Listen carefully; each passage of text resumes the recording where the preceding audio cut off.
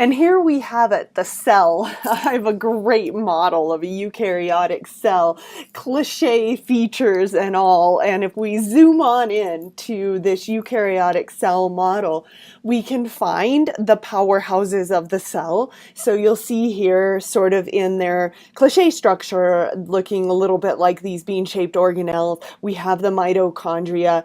And if we were able to zoom in even further, and maybe I should do that for the vodcast, zoom in even further, and we start to see the cristae, the infoldings there, the invaginations that we know increase the surface area. And we can recognize that that will be the location of the electron transport chain. So now picture it that we zoom in even further. And upon zooming in even further, we begin to make out the details of the inner membrane of the mitochondrion. This is an electron transport chain model that shows, if we were to zoom in to the inner membrane of the mitochondrion, the complexes of the ETC and the pumping of protons utilizing the reducing power. So this model even shows that NADH getting delivered to complex 1 of the ETC and the resulting pumping of the protons from each one of the members of the ETC. And then, of course, we know that the proton motive force would be established in this inner mitochondrial membrane space, so the space in between the inner and the outer membrane. So if we look back at our beautiful cell, we can't really make out that space, but you can see, you know, there's that inner membrane, and then it would be in between that inner membrane and the outer membrane in that little region that I can barely put my fingernail in. So we're going to look at a picture that I actually made. So what we see then is that the ETC is predominantly complexes that are integral membrane proteins. Complexes 1, 2, 3, and 4 are proteins that are nestled in the bilayer, right? Now there are some other components, and in fact there are motile components. We see the little purple guy here is going to be able to flitter around. It's a lipid soluble molecule, so it's able to flitter around in the bilayer. And then this little guy here is going to be a peripheral membrane protein that is also motile and can move around on the, it will always be found on the inner membrane side of the, if you will, outer leaflet of the bilayer. So energy released from the transfer of electrons is used to pump protons. And these protons are pumped from the matrix of the mitochondrion to the inner membrane space. And if you guys want to write that down, you can. On my drawings, as you probably have already figured out, this always is in and this always is out. So down is always in and this is always out. But if we'd like, we can label this as being the matrix here. So this is inside of the lumen of the mitochondrion.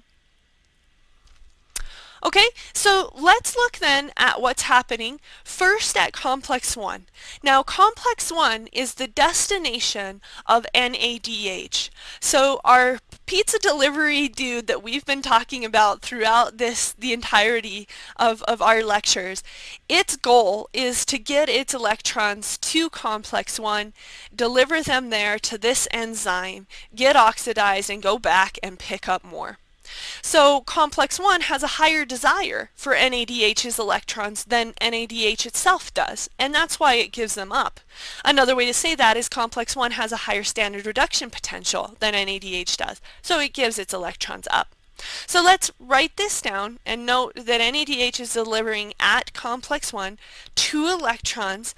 Throughout complex 1, we'll look at the details of this in a moment, electrons are transferred until finally these electrons are transferred to Q, which is the next motile carrier.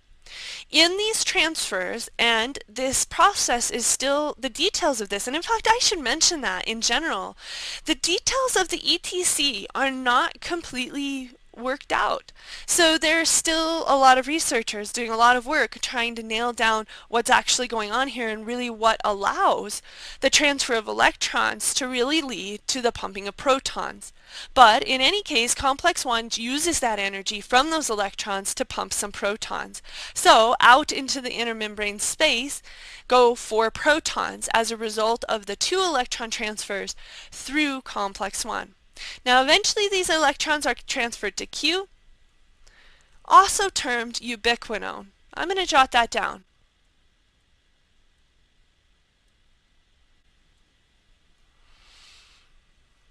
Now, ubiquinone, when it is reduced, is called ubiquinol. So upon taking on those electrons, its name changes a little bit. So it goes from being Q to being QH2. And so when it gets those electrons, when it picks up those electrons, it becomes QH2. We'll look more at that as we go through this. Okay, cool. Now at complex 2, we're not going to for our purposes right now, we want to trace the 2 electrons coming from NADH. So we don't want to convolute our drawing with other electrons at this point because we want to know what happens if just simply 2 electrons are transferred throughout these complexes. However, it is a good idea to note that complex 2 is the site of oxidation of succinate. So if you will remember, complex 2 is succinate dehydrogenase, our Wonder Woman enzyme that is catalyzing step 6 of the TCA while at the same time being a member of the ETC. Kind of an undercover agent, huh? So the TCA is turning in here. For right now, I don't want you guys to worry about the electrons that would come from succinate because I want to follow the journey of 2 electrons from NADH through the entirety of the ETC. So at this point then, we have our 2 electrons. They have been transferred to Q to make QH2, and this is a lipid-soluble molecule. Don't let my drawing confuse you, thinking that this Q transfers or journeys through complex 2. All I'm really trying to show, this is a lipid-soluble molecule, so it actually flits around in the phospholipid, the hydrophobic phospholipid tails, and so it's bypassing complex 2. Q can either be made from electrons from complex 2 or from electrons from complex 1.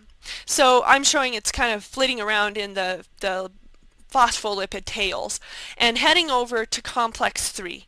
At complex 3, it delivers its electrons to that complex. There are centers within complex 3 that can harness the energy and use it to pump protons again. So we see then the pumping of more protons, and in fact this estimate is sometimes changing, but roughly 4 protons are pumped by that complex as well. From there, the electrons are passed to very famous cytochrome C. So this is cytochrome C.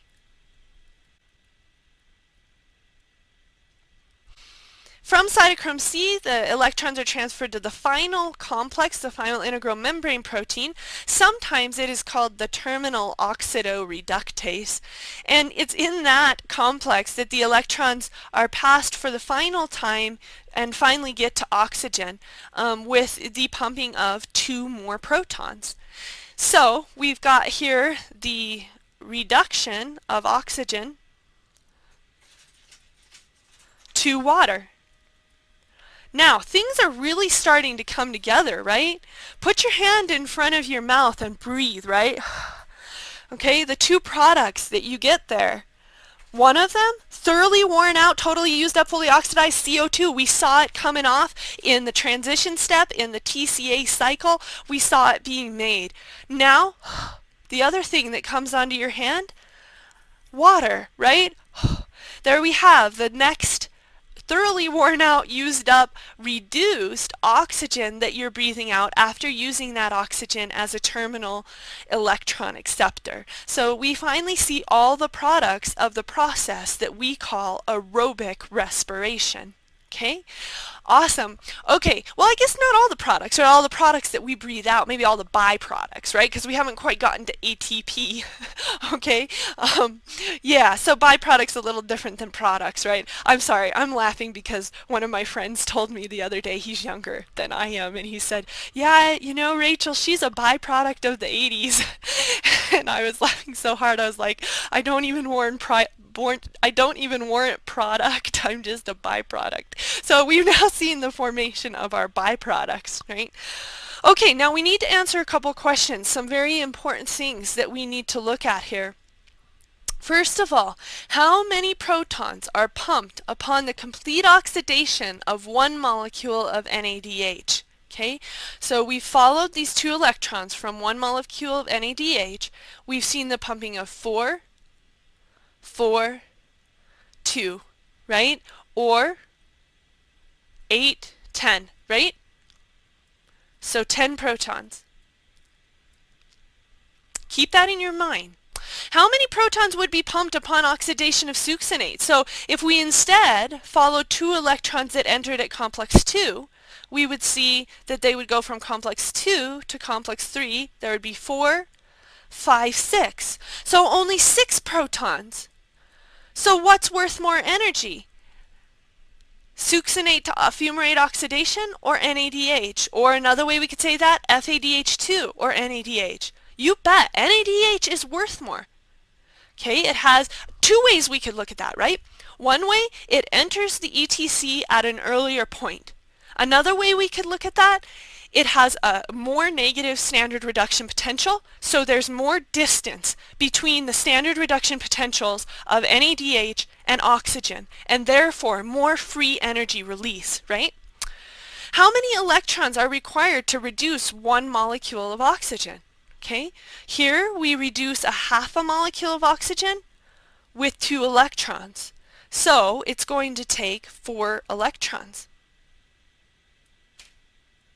Nice. It seems like a great time to just take a minute to put all of this new knowledge that we have into action in our big picture view. So now a lot of the things that we have talked about previously, such as glycolysis, glycogenolysis, and gluconeogenesis, the transition step, the TCA cycle, all of this is sort of faded into the background. We're now focusing in on the color here at the electron transport chain, and we recognize that within the whole scope of things, and perhaps if we will, let's just focus on the reducing power that we know is made within the transition step. So we know some NADH is formed there. And we know that this is one example of reducing power that can deliver its electrons to complex 1 of the ETC, where it will get oxidized and then, true to form, return back and pick up more electrons, right, before delivering them back off again to complex 1. So then through complex 1, those electrons are transferred, as we've talked about. We have our coenzyme Q that can then get them to complex 3, and all the while, as these electron transfers are taking place, complexes 1, 3, and 4, not 2. 2's not a proton pumping complex, but complexes 1, 3, and 4 are pumping protons. So the power in the form of reducing power is rapidly being converted into power in the form of a proton gradient, and that proton gradient is being generated in the inner membrane space here. And we now know, based on our most recent ideas, that these protons can be used, their power can be harnessed to make ATP in this fancy ATP synthase machine. So these protons, 3 of them, can swoosh in to make 1 ATP. Now we also know then that if you will, all of this is tied. All of this is linked. It's really kind of beautiful, actually, right? Because there's so many different links. There's links between the reducing power that is delivered to the chain and the TCA and transition step, right? Because there's reducing power from the TCA cycle too. There's links that way. There's the link in terms of complex 2 that plays a role in both TCA and ETC. And then there's the link between the oxidation of NADH and succinate to the production of the proton motive force. And then there's the link between the proton motive force and the production of ATP. And really this entire process of energy currency exchange really is all just about connections between the formation of reducing power and then finally the exchanging of that reducing power for a proton motive force and then the exchanging of ATP for the power pent up in the proton motive force. So this is a good thing to add to your big picture view and to ponder a little bit more, because of course we know that each of the NADHs that are made in either the transition step or the TCA cycle are worth the pumping of 10 protons, right, in complexes 1, 3, and 4. So we'll do some practice questions thinking about, if you will, how many protons could be pumped. And actually I'm going to put one out there for you. How many protons could be pumped from the reducing power generated in the TCA?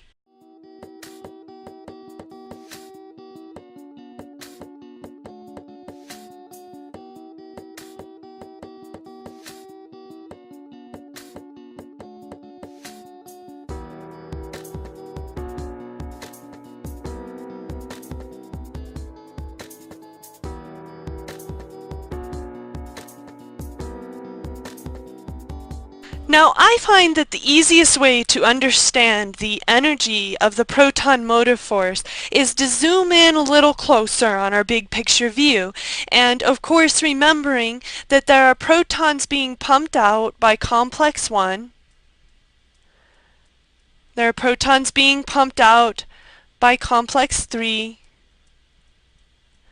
And likewise by complex 4.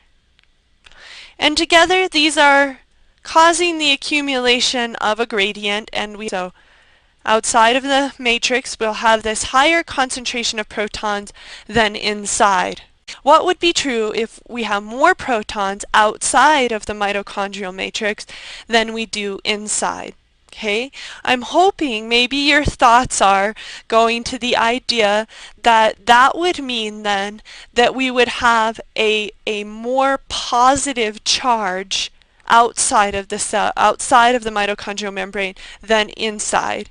So we would have an electrical potential across the membrane, and this electrical potential will be outside, positive, inside negative, and will be part of the energy that we have pent up in the proton motive force. Now, the other component of the energy comes from the fact that if we have more protons out here than in here, what is true of our pH? Right? Our pH is going to be lower outside of the matrix than inside. So the overall contributing factors to the proton motive force are two things. There is an electrical potential and there is a pH gradient. And both of those things can together contribute to an expression for the proton motive force.